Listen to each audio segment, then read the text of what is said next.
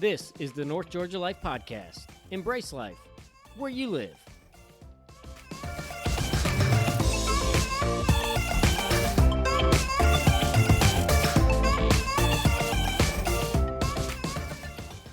Welcome to the North Georgia Life Podcast. It is Jake, your host. Today's episode, we are at a community staple in our North Georgia region. The Buford Corn Maze has been around for over a decade.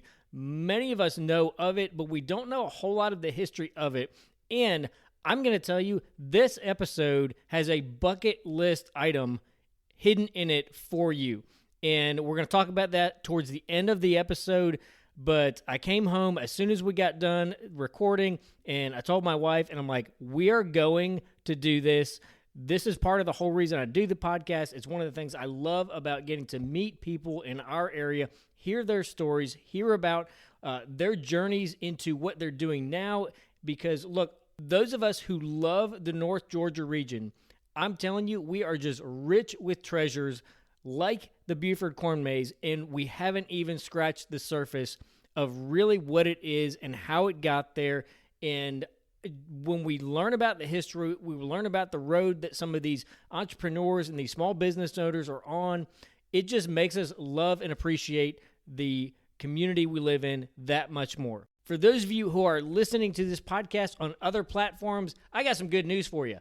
We are now on pretty much every platform you would listen to music or podcasts. So we were recently added to Amazon Music, Audible, Stitcher, some of the other ones that you may be listening to podcasts or music on, in addition to our normal staples, iTunes, Spotify, Google.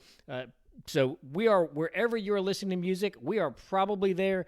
So you don't have to go in and out of different apps now. Thank you so much for those of you who are sharing this with your friends and your family and your coworkers and your neighbors and people you see at the grocery store. Look, we all need reasons to be a little more excited and a little more positive in 2020. And this is one of those things that I hope will be that and do that for you. You know how to find us online, Facebook, Instagram, North Georgia Life Podcast. You can email us at northgeorgialifepodcast@gmail.com. And hey, I'm doing something at my house. I'm going to encourage you to do it at your house because I think it's going to make a lot of people smile and happy. And it's a new thing for 2020 because 2020 has been a wonderful and horrid new thing for a lot of us. So I am putting my Christmas lights up, total Clark Griswold styled, and I'm turning them on for one night on Halloween. Yes, I am. I don't care what anybody says. They're going on Halloween night. I'm putting a sign in my yard that is going to say, "The curse is broken." Yeah, I'm seriously doing this. Do not try me. I will post a picture on Facebook, Instagram, when the time comes. I will not have them on the whole month of November. So those of you who are Christmas prudes, just back up off me, okay? They'll go back on once Thanksgiving hits. But hey, if you want to join in, it'd be something fun to do while the weather is good. One of the other reasons I put up Christmas lights early is because the weather's not terrible. Sometimes when we get into mid-November, early December, when people are putting Christmas lights up, it's windy and it starts to get brutally cold. So with that, we will get started at the Buford Corn Maze. Welcome to the North Georgia Life Podcast. It is Jake, your host, and today's episode is a familiar staple in our North Georgia region. Many of you have probably been to. We are off Friendship Road in Buford, Georgia at the Buford Corn Maze.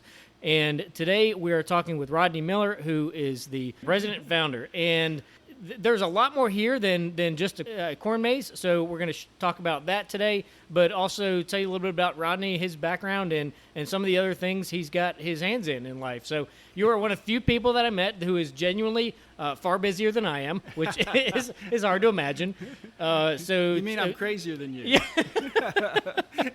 As long as you said it, not me. But yeah, no, we both have very much the entrepreneurial gene.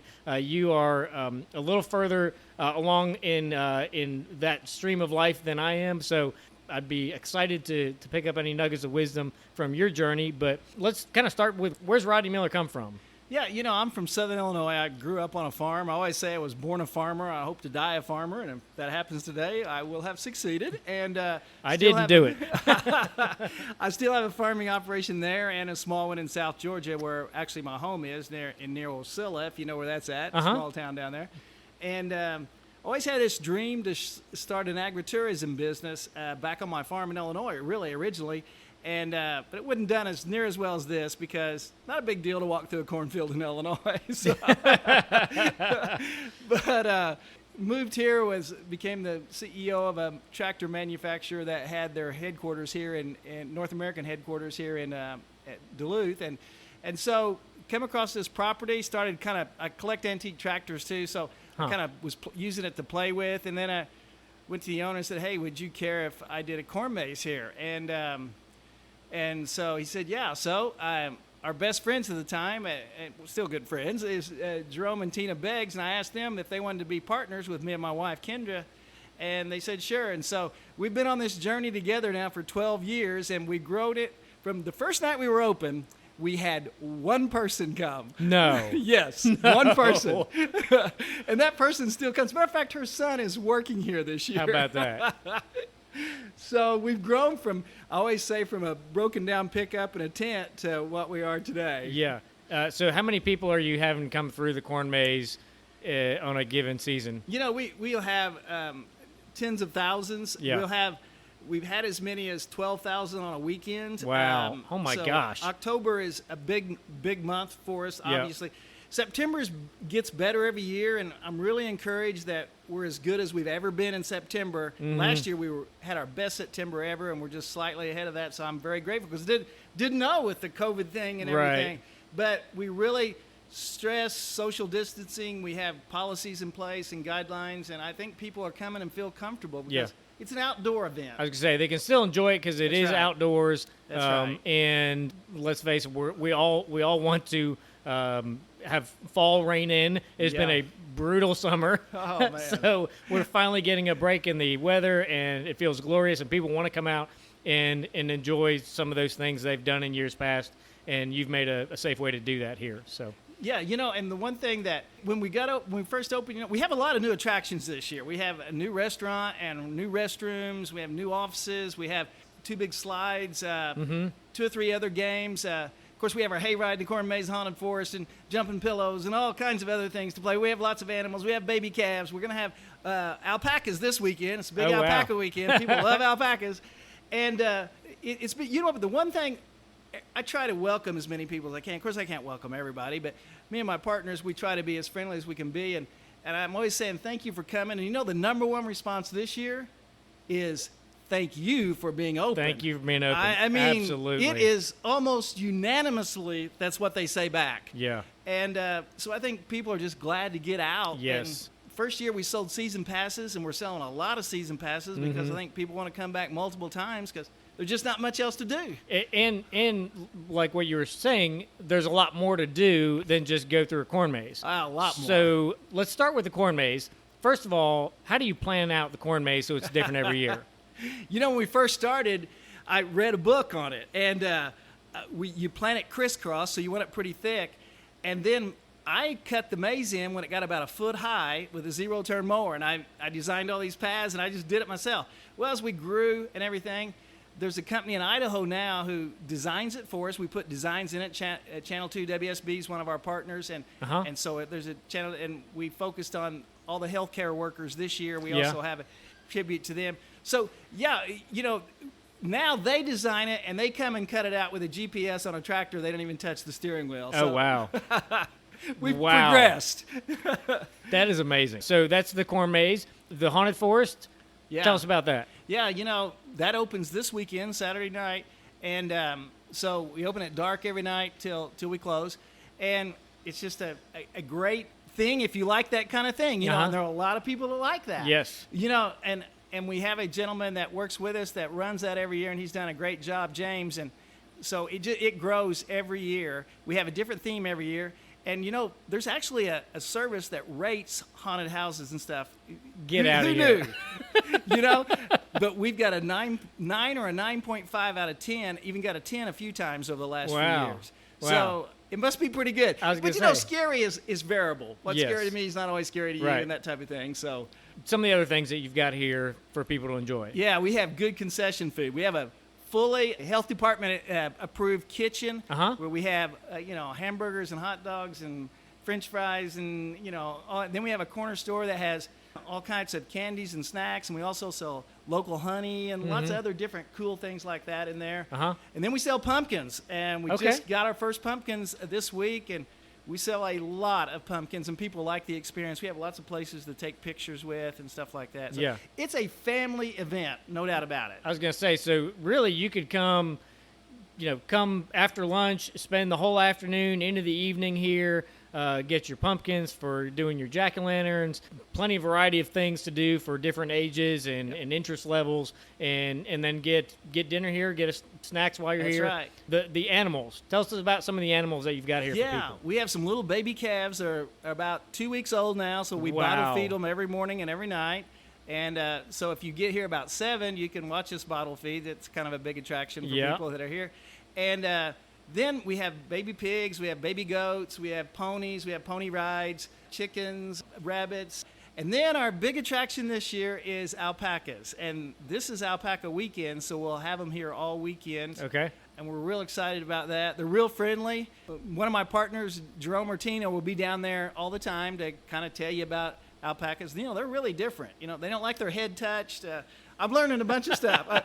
I'm not an expert. I learned this just this morning. So. Right. Yeah, did you learn the easy way or the hard way? What's your favorite thing about the property? Why did you pick this location? When you did this, 12 years ago, you said? Yeah.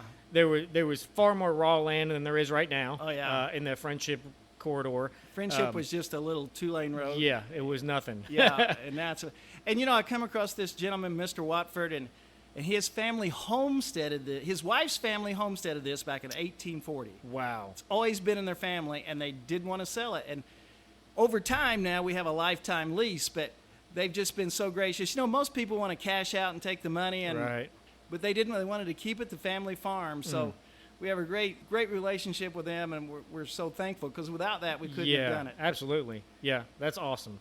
Switch gears here. You're an entrepreneur at heart. So tell us about some of the other things you have going on in life. You've got a TV show. Yes, crazy.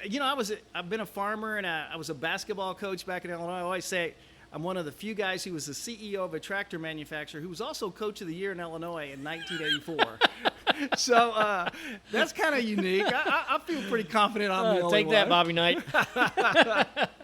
So I was in the tractor industry, became CEO of McCormick International and another tractor company along the way. Then I had this dream and vision to start a show that told the real story of America. And it's called Small Town Big Deal. We go all over America. We highlight things kind of like this, really. Big deals in small towns. People making a difference. The flyover states. We filmed in 44 states so far. We're on 275 stations across America. Wow. We're on ABC here in Atlanta. And my partner and I, my co-host Jan Carl, she's famous. I'm just a farm boy, but she saw the first episode and reached out to us and said it's the show she's always wanted to do. The very first episode. The very first. And she was on Entertainment Tonight for 14 years. She's a big star. She's been in a lot of movies. And I'm like, you want to work with me? I mean, kind of thing. And I was shocked. But that gave us instant credibility. And she's helped the show in so many ways. And it's been a challenge for the last 9 years, but we keep growing. We get more stations every year, and we're very grateful for that. And you were telling me before we started, what's your ranking in the syndicated? Yeah, so last week as an example, we were the 64th most watched syndicated TV show on TV. Wow. Which that puts you up there with some, and we beat shows like King of Queens and How I Met Your Mother and shows you've all heard of. Right. So. And you probably never, some of you, if you don't watch us, you might not have heard of it because we don't get any promotion, because the stations don't promote us because they don't own us. Yeah. So we're independently owned by Jan and I and a few investors. So it's kind of different than anything else out there. Yeah. And I think for people who are, especially those who like the concept and the idea of this podcast, this is going to be right up your alley. Oh, yeah. So I watched a few episodes, and I was like, this would be amazing. This is like the podcast on steroids. It's on a national level. Obviously, it's filmed, not just audio, but some of the places that you've gone, any one particular, you're like, I would go back there tomorrow if everything worked out. You know, we've filmed over 300 locations around America, Wow. 44 states, and I don't know how many times we went somewhere and Jan and I have looked at ourselves and said, I could live here. I mean, you know, this is just a fun place. And Yeah. But some of my favorite episodes might be the tug of war across the Mississippi. I mean, who knew they did something like that? The Corps of Engineers shuts it down for 4 hours so they can do this. Between a little town in Iowa and a little town in Illinois, and it's been going on for like 35 or 40 years. Get out of here. Yeah, who knew? And so those kind of things are some of my funnest. You know, the largest pumpkin festival in the world in Ohio, things like that are just, I tell you what, one of my favorites, I'm a big festival and fair guy, the Minnesota State Fair. If you have never been to that, you really should go because it's like a fair you've never seen. But I'm going to tell you, there's one episode that ought to be on everybody's bucket list. Okay, and that's a D-Day reenactment in the northern Ohio on the banks of the Erie, a place that looks very much like Omaha Beach. Uh-huh. They have this reenactment of D-Day with 1,400 Allied troops Get out of here. and 500 German troops. They have P-51, you know, I can't remember. The bombers? Bombers? Yeah. Yeah, not a P-51. But anyway, Higgins boats. You cannot, they have the only working German 88 in the world. Oh, my goodness. Tanks. It's like a, and they reenact it to they have German camps, they have Allied camps. And when Jan and I got there, we were like, how have we never heard of this? And it was we were only there because of your sent it in. And I tell you, it was pretty emotional and touching. 25,000 people come. Wow. You need to go to that. If Yes. if you're patriotic, and it will bring tears to your eyes. Yeah. It's that good. Wow. And so how do people look that up? Yeah, What go to do you search for on that? D-Day reenactment in Ohio, and Okay. it'll come up. It'll come up. Yep. Okay. It's in August every year. They didn't have it this year, of course, but Yeah. it'll be back next year. Awesome. There you go. That's Yeah. the whole reason we do this podcast, to find out new stuff to do. So any favorite part of what you're doing just in life, in your entrepreneurial world with this corn maze itself? You know, you're one of those people who I'm certain no day is the same as the next day. Yeah. Any favorite part beyond just the variety that? Yeah, you know what I enjoy the most is I work in parking when I'm actually working out in the maze. And on busy days, I always work parking when I'm here. And my partner, Jerome, he feels the same way. I love working parking because we're the first to see you and the last to see you. Uh-huh. So it's our job to welcome you, make you feel at home. And then what I love is when I see them coming out and the kids are like, I don't want to go, you know, I want to stay. Can we stay 10 minutes longer? You know, you don't have to ask them if they've had a good time. Right. And you know what? Maybe I've asked somebody if they had a good time that didn't give me, this was awesome. Maybe I've had a response, but I don't remember it. Maybe I've blocked that out of my mind. But I've got thousands of responses. People just had a great time. And it's a family event. And it's just nice to do something that can help other families. Yeah, that's awesome. What's one of your favorite things, other than the corn maze, what's one of your favorite things to do around the area? You know, I not being from here, being from Southern Illinois, now living in South Georgia, but I did live in this area for about 7 or 8 years. So, you know, I'm not sure if I probably haven't leisured much here. I was gonna say, You know, that's my hobby is working on antique tractors. When I have a few Really? minutes, yes, I have about 35 or 40. A lot of my tractors have been on the covers of magazines around America and Wow. stuff. And so and I'll tell you, we have a unique tractor here. I brought one up from my collection.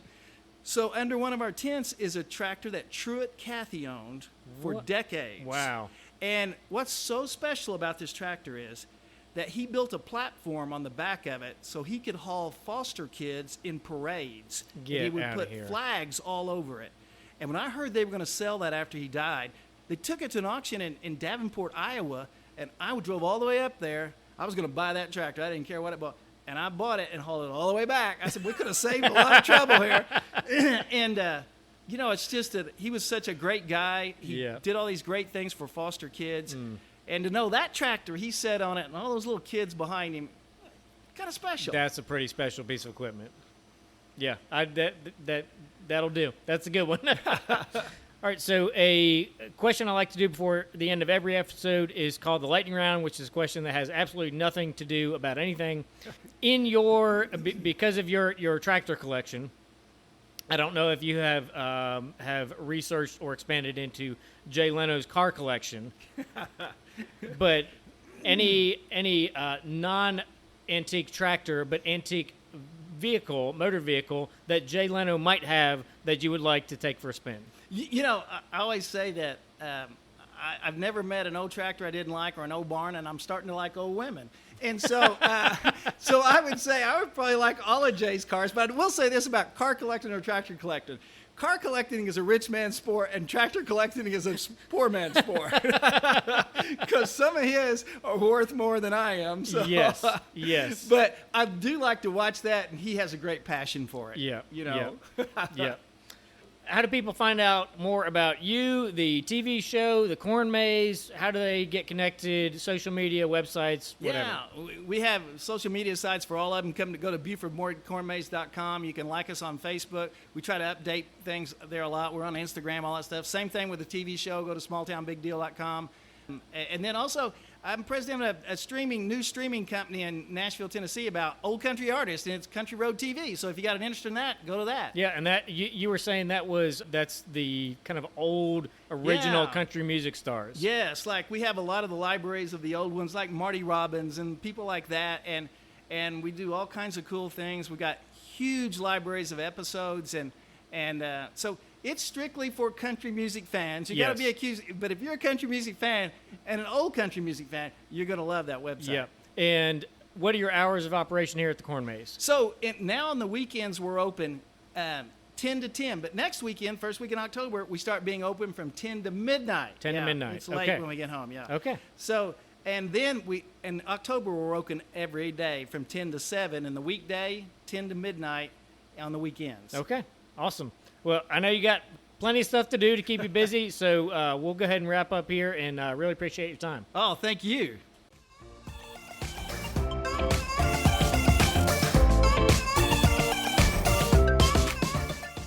This is the North Georgia Life Podcast. Embrace life where you live.